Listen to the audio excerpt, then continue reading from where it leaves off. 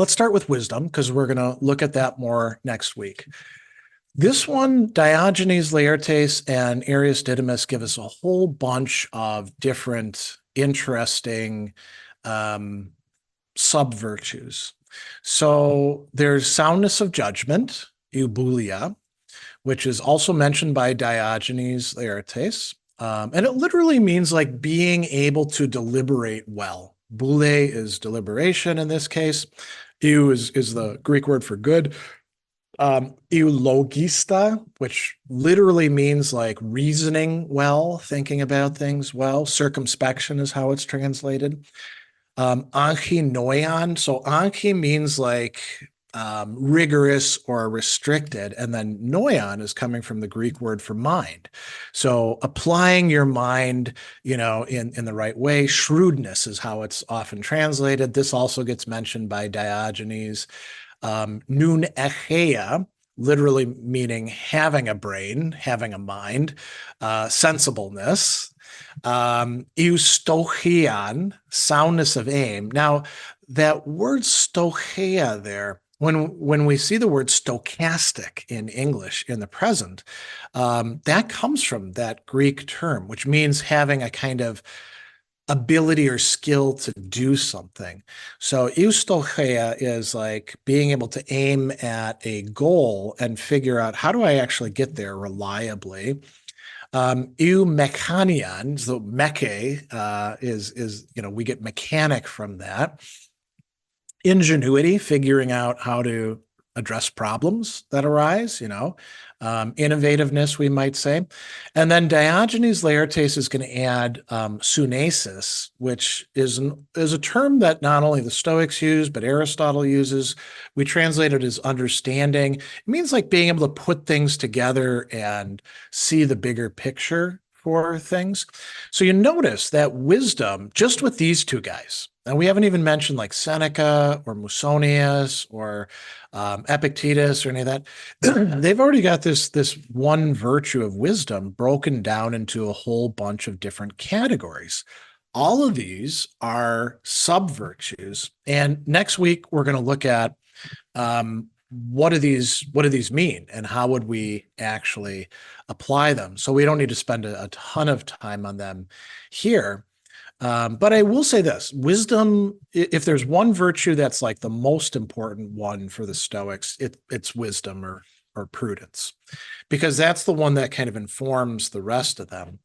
Not that the others aren't important, but, you kind of need to know what the hell you're doing. And they'll define wisdom as like knowing what the right thing and the wrong thing is, right? Or knowing what the appropriate actions are.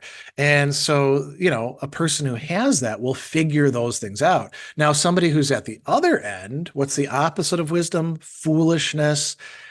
They're going to screw things up in these ways. So, and there are many people out there who are kind of clever, but also kind of stupid, I'm just going to give you kind of an off the wall example. I've been having some exchanges in Facebook because I did a video on Immanuel Kant, self-directed study. Here's some advice about it. And somebody asked the question, do I need to study Schopenhauer if I want to understand Kant?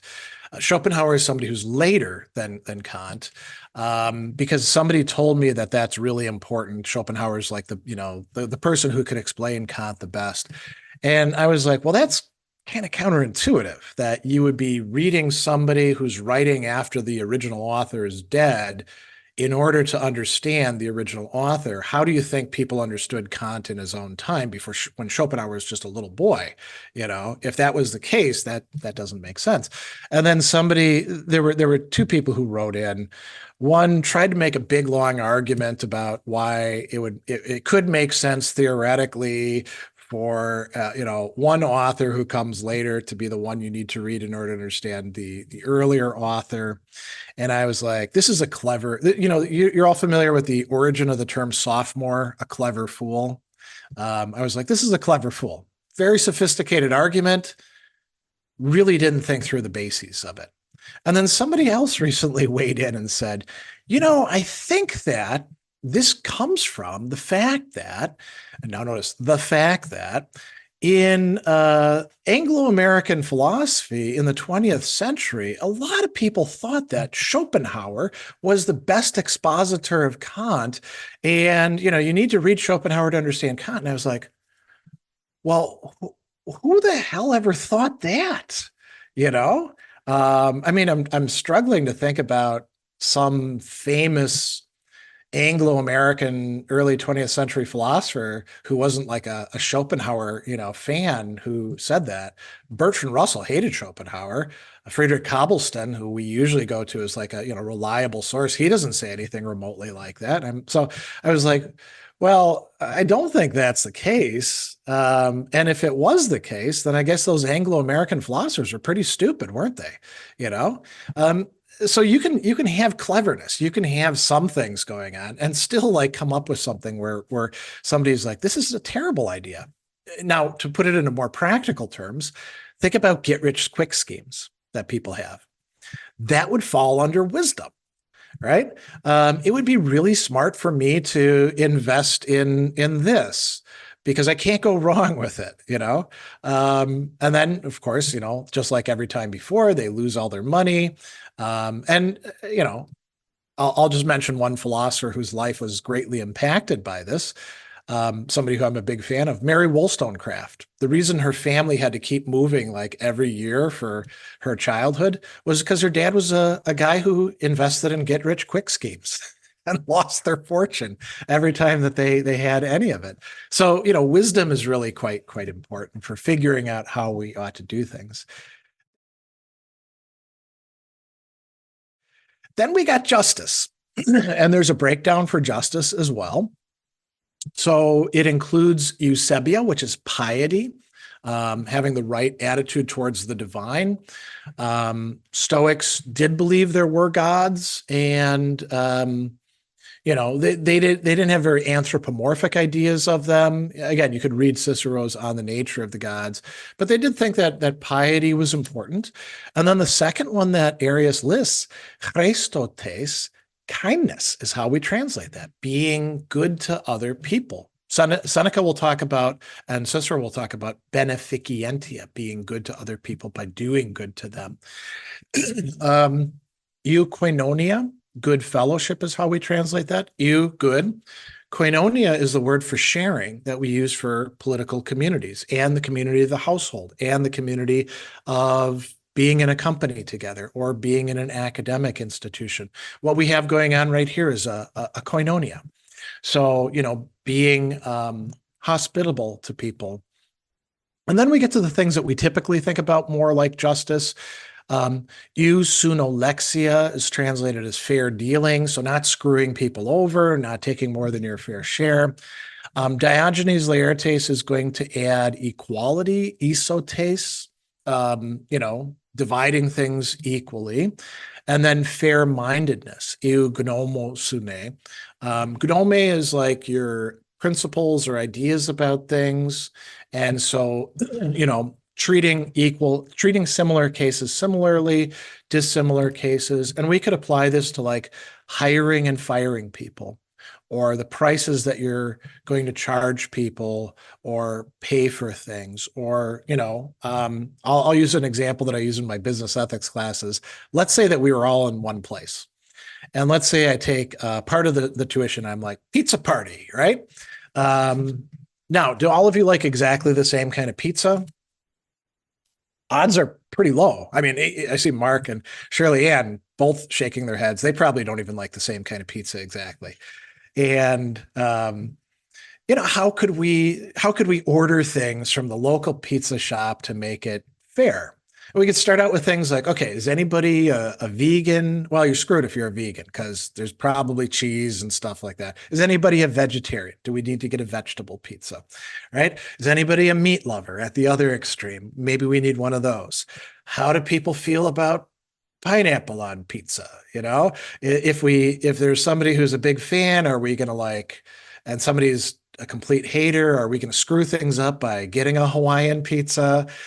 We have to take these things into consideration, and that's part of what would fall under justice. So we've got two sides to it, like Cicero pointed out. We've got like the side of being good to people, in our relationships with them. And he uses a lot of words for this, beneficentia, benignitas, which is also being good to people. Liberalitas, generosity is important for him. And then we have, like keeping your word. You made a commitment, you follow through on it, dividing things in the right way. So you don't just give everything to your nephew. That's what nepotism literally is giving things to your nepos, your nephew. You treat people equally, and it could include punishing people too. So justice is broken down into a bunch of things. And then I really like what the Stoics do with courage, because we typically think of courage as having to do primarily with what you do with fear, right? And that comes from the Aristotelian perspective on that. Aristotle is very much about courage, is about fear and confidence. And that's part of it, learning how to deal with that emotion, which we all feel about all sorts of things. When I talk to my young students, and there's these generational gaps, I'll be like, do you ever answer your phone? And most of them don't answer their phone. I rarely answer my phone too, unless I know who it is. And I'll be like, well, why not? And we can talk about like the anxiety a phone call provokes for them and all that. I'll be like, well, what if you had to actually call people for a living? Could you, like you're working at a call center. Could you do that? And they'd be like, oh, that'd be terrible. And I'd be like, so you'd rather like work in some physically demanding thing than just dial a bunch of numbers and call people on the phone? It would probably be good to get over that fear, Or what's the number one fear at least most Americans have? I don't know if this translates in other places. Public speaking, right?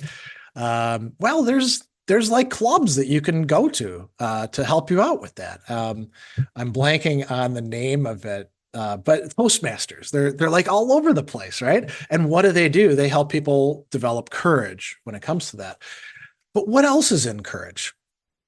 So katarteria, endurance, perseverance. That's really important for courage. And that's not about resisting fear. That's about resisting things like boredom or pain or not liking where you are. Laertes, that's more like the having confidence, dealing with your fear. And then megalopsychia, which we mentioned earlier, this is what we call great souledness, or magnanimity is a Latin version of it. Just means great souledness. And it means being able to rise above the conditions that you're in. So not taking things to heart the way that a lot of people do can be great souledness. I have to travel sometimes for work. People invite me to give a talk here or there, things like that. And I don't really like traveling that much. And it's not that I don't enjoy like being in new places. I don't like the hassles that go with getting on a plane and going through security and all that. But I also don't let that sort of stuff get to me. If somebody from the Transportation Safety Authority wants to be a jerk because their job sucks and they're unhappy in their life, and they're going to single me out for, enhanced, what do they call it? Looking at my stuff, right? Megalopsychia, that's what I need in that situation. Being like, things happen. It's not something that I need to be that worried about. Hopefully nobody slipped something into my bag. Hopefully I'll make it to my gate. Eupsychian, stout-heartedness. We'll talk about this a bit more. And then my favorite one in this, Philoponion. It's translated as industriousness. What it literally means is love of toil. Ponos is toil, like the work that you do, right? Philo is the word that we get, love or liking from. So liking the job that's put in front of you. I think I said this recently, and I don't remember exactly where I said it. It might have been with a client and not with a class, but changing your attitude about stuff. When I overschedule myself and I've got like a lot of different clients and classes and all that, I have a tendency that I've observed in myself to start looking at things as a chore. So with philosophy, which I've been studying academically since 1990, and I've been teaching professionally since 1999, presumably I like it, right? It's something that I'm into. If preparing a handout or a lecture on Aristotle becomes a chore for somebody who likes it, there's something wrong. Something got screwed up. And so I found this really simple way of dealing with that. And actually, I think my wife came up with it first. Instead of saying, I have to do X, I say, I get to do X, right? Like I've got two clients right now who are studying Arthur Schopenhauer. I've got to do a lot of rereading on two different works. Oh, this is great. I get to read Schopenhauer again, right? That's philoponia to some degree. Diogenes Laertes is going to add apolaxia, which we can translate as constancy, and then a really weird one, eutonia, vigor. The Stoics use this term tonos for like how things are stuck together. And so, and then finally, we have temperance or moderation, self-control, self-restraint, whatever you want to call it, right? And there they have a breakdown, and they don't mention quite as many portions of it, but we're going to supplement this with like Cicero and Seneca. So eutoxia, orderliness. Toxia is the ordering that you have of things. Think of this as like whether your room is clean or messy, whether your desk is clean or messy. In my case, how my desktop on my laptop and computer are organized. Do I clear out all the stuff? Do I have icons everywhere and I can't find things? Or are things actually organized? Kosmiotes, propriety, behaving in a proper way in social circumstances with people. And then remember I mentioned modesty a little bit before. So that is one of the parts of temperance, eidomosune, modesty. And it comes from the word eidos, which means shame or like a sense of reverence that you have. So not making too much of yourself. And then very interestingly, enkrateia, self-control with respect to pleasures. So I'll give you an example that some of you may have heard me use in videos. You go to an all-you-can-eat buffet, right? And you've got this, intention of, I'm going to get my money's worth and I'm going to eat as much as I can because I really like the stuff. A temperate person will actually at some point be like, I've had enough. Whereas an intemperate person is just going to keep eating and eating and eating, and they'll eat a lot of rich stuff. And then afterwards they may, throw up, or they're going to be like, oh, I can't believe I ate so much once again. Right. So enkrateia is the capacity to say no to your desires and eventually to actually be cool with that, to not resent it. And the Stoics thought this was pretty important. And actually, everybody else does too in virtue ethics, even the Epicureans, because even they recognize, hey, if you pursue every pleasure, you're going to get yourself in trouble, So those are the breakdowns. That's sort of our roadmap